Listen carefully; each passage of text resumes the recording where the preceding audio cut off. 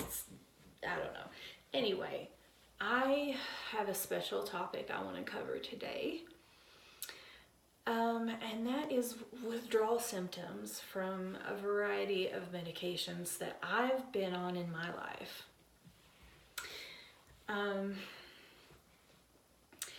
Okay, so what do I want to start with? Let's maybe talk about the most recent experience I've had, which is with my gabapentin. I've been on gabapentin, or it's also known as Neurontin, for like 7-8 years. It's been a while.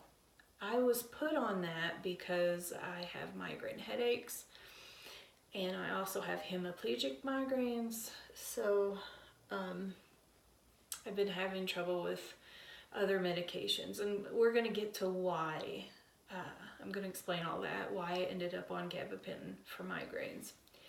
But out of everything, it seemed to work the best. It prevented them, and then once I did get them, it would help with the pain. But every once in a while, I'm a dummy and I take more than I have. Like, I might take extra one night if my headache's really bad and I feel like my normal dose isn't working. So there have been times in my life, like recently, that I've ran out early. And when this happens, I have my own withdrawal experience. Now, I've been told from multiple doctors that if I decided one day I wanted to up and stop the gabapentin, that there would be no withdrawal. But I think there is. When you're used to something regulating your mood every day and it's not there, then guess what? You're gonna have mood swings. And sometimes for me, they can be really intense.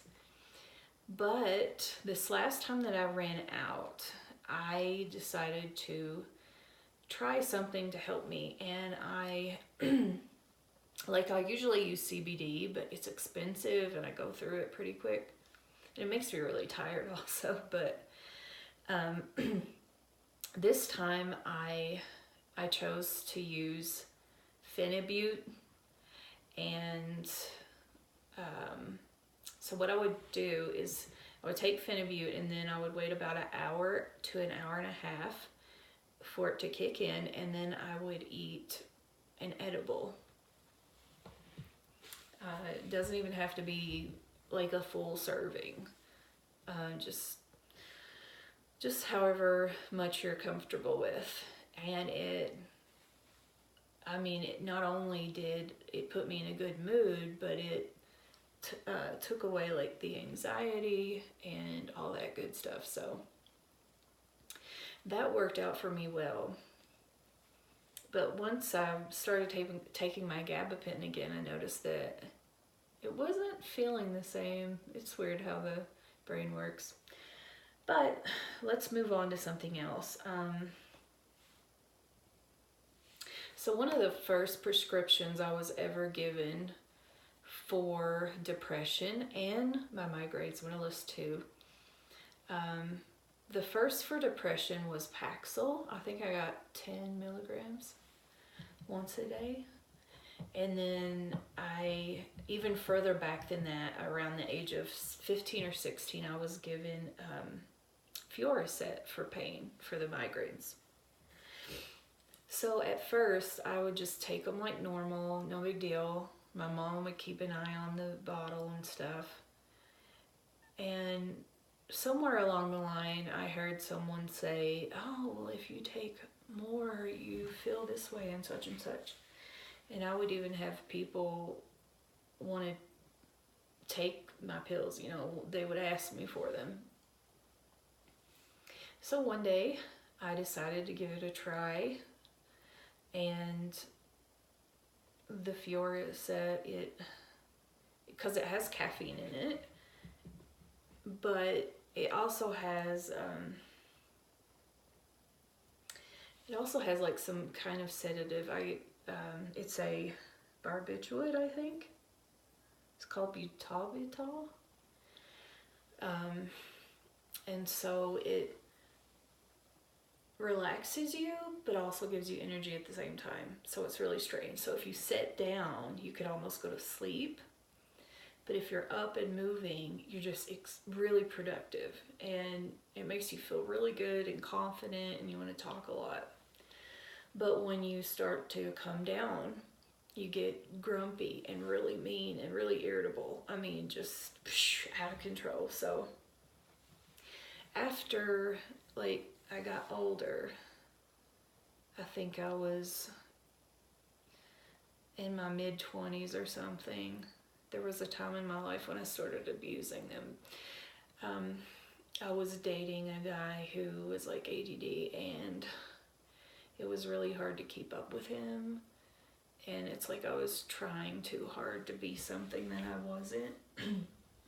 And the Fiorset helped with that, to just feel confident and be able to deal with the relationship, because it was a very, very stressful period of time in my life.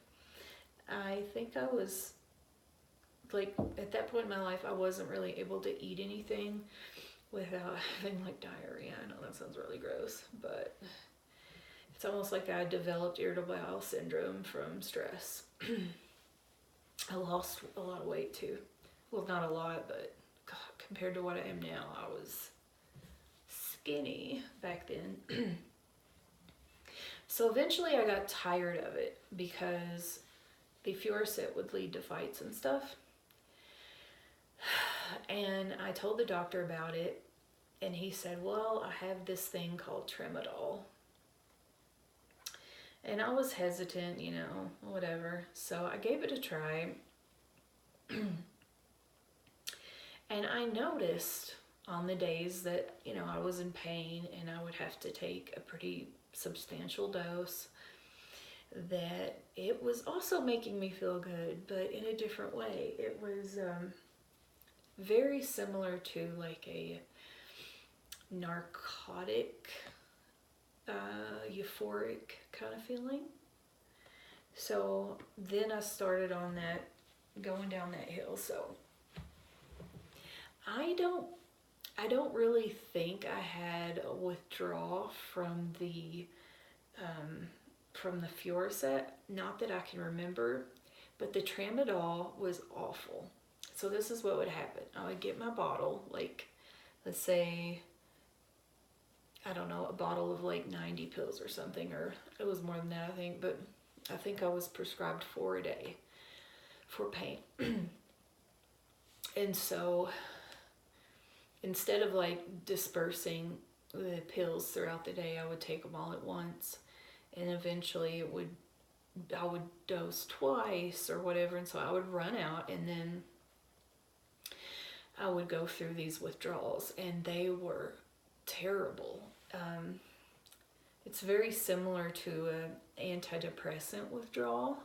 If you've ever had one, you have like brain zaps. But with this one, it was like you look from side to side, and it's like, even though you're moving your head, it's like your brain isn't catching up with the movement quickly, and it just feels really strange, and you just have to deal with this and deal with the body discomfort and all these other symptoms like loss of appetite. Gosh, I don't even really remember what all of them were, but it was very unpleasant. So long story short, these are the reasons that you should not abuse these pills. Back when I was on tramadol, I think it was considered low risk for habitual use, and was commonly prescribed like pretty recklessly. So then that's how I got to Neurontin or gabapentin. That's how I ended up on that. I started out small doses. The doctor gave me like these little white pills that were 100 milligrams, I think, and I have like 3 of those a day. And then he graduated me to 300 milligrams 3 times a day. And I think I'm at the point where I might need more than that. And I think I've been told that it's okay if I increase the dose. That it's not like, it's not the highest dose. I'm not there yet, but we'll see. Let's see, I also wanted to talk about Topamax for a minute. I wasn't on Topamax long enough to have like withdrawal, but man, they call that like the dumb pill? So you take it and a couple hours later you become stupid. Like, when you're talking, it's like the wrong words come out of your mouth, and then when someone asks you a question, it's like you don't know. I don't know, you become dumb, and like you're aware of it, that this is what's happening. It's not like you're not aware of it, but it's just really humiliating. So I got off of that really quick. And then I was on Celexa, I believe. Celexa, my mom's actually on that. I think she takes it at bedtime.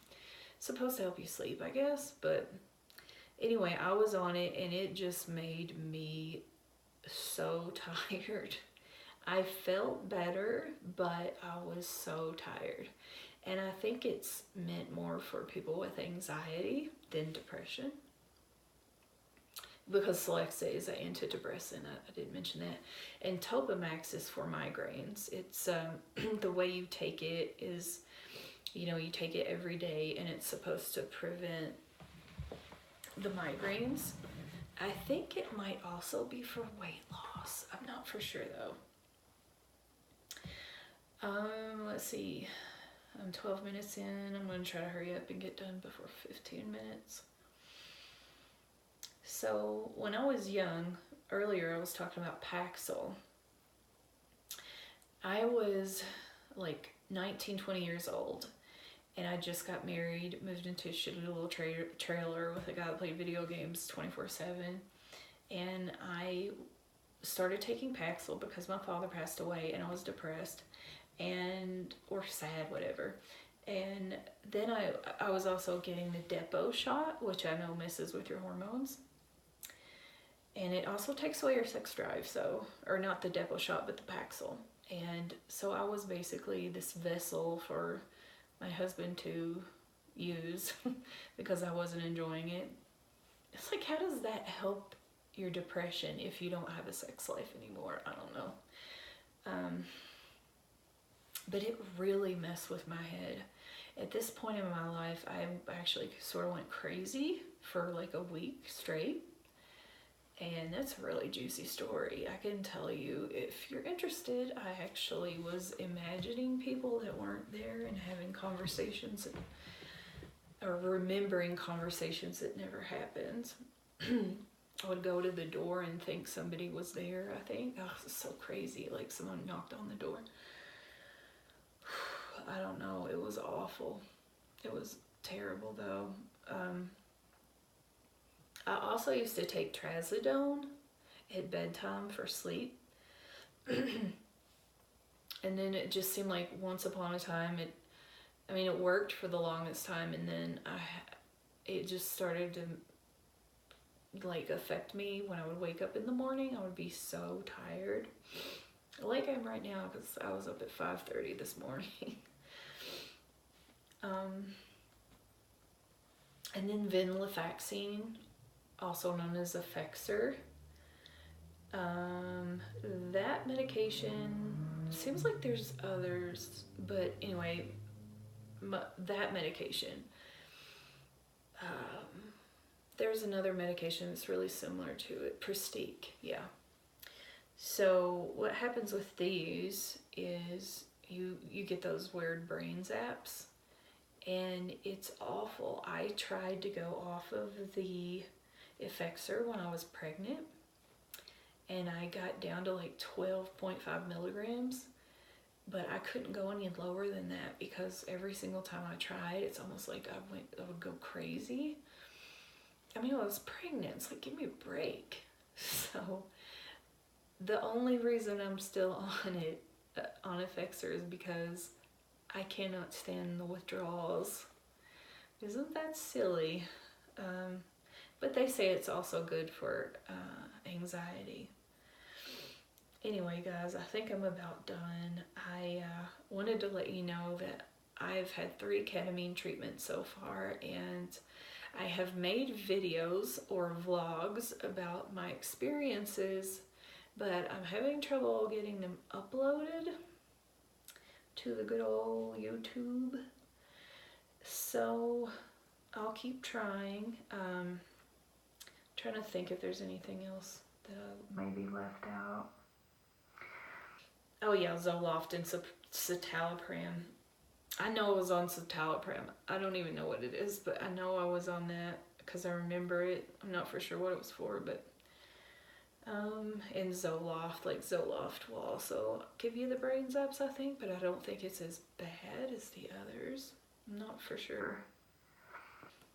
I mean, out of those types of antidepressants, I would say Zoloft was like the best one for me. Paxil was a no. But I'm on Wellbutrin now. It's a different type of antidepressant, and it definitely is better for me. But hopefully with the ketamine treatments, I'll be able to become antidepressant free. Who knows? So that is that, guys. And today, if you remember, is the 2-year anniversary of Chris Cornell's passing. So if you just want to have a moment of silence, well, for him and for poor little grumpy cat.